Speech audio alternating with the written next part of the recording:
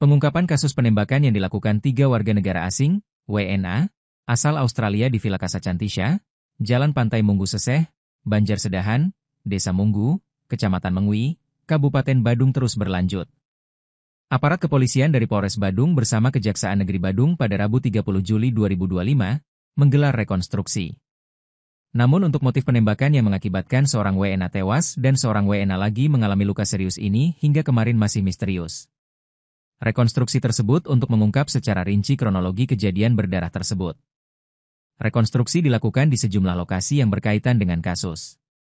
Di antaranya di Villa Casa Cantisha sebagai tempat kejadian perkara, TKP, toko Sinar Harapan yang menjadi lokasi pembelian palu besi, hammer, serta minimarket di dekat villa tempat para pelaku sempat terlihat belanja. Proses juga dilanjutkan di beberapa titik lain, seperti villa di kawasan Tumbak Bayuh, wilayah Buit, Kabupaten Tabanan, serta Jalan Anyelir, Tabanan, yang diduga sebagai tempat para pelaku membuang senjata api dan meninggalkan mobil sewaan mereka.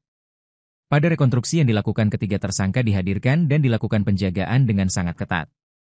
Ketiganya yakni Darci Francesco Jenson 37 tahun, Tupo Pasai Midolmore 37 tahun, dan Koskun Meflut 23 tahun, dibawa ke lokasi rekonstruksi menggunakan kendaraan taktis, rantis, milik Satuan Brimob.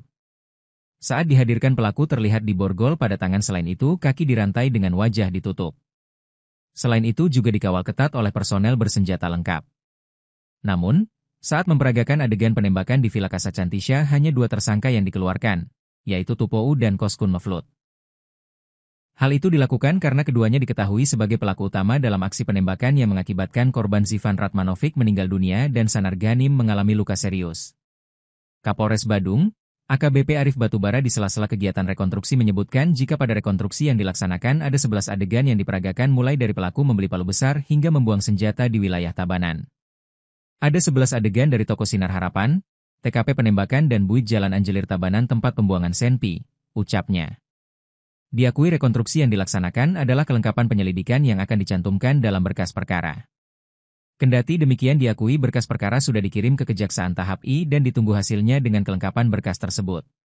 Terkait dengan adegan penembakan, orang nomor 1 di Polres Badung itu mengaku dilakukan pada adegan ke-7 dan 8. Mengingat pelaku dari depan membeli palu, hingga ke TKP memukul pintu dan ke-7 melakukan penembakan kepada korban. Untuk motif sampai saat ini kita masih melakukan penyelidikan.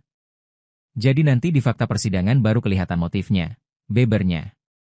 Diakui ketiga pelaku saat dilakukan pemeriksaan sangat kooperatif. Hal itu dibuktikan dari pelaku mendengar adegan-adegan yang dilakukan yang merupakan dari hasil penyidikan.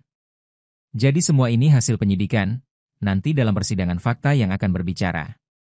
Jadi kita lakukan penjagaan ketat termasuk dilakukan pemborgolan kepada tersangka karena sesuai dengan SOP, jelasnya sembari mengatakan pada intinya agar para tersangka tidak kabur.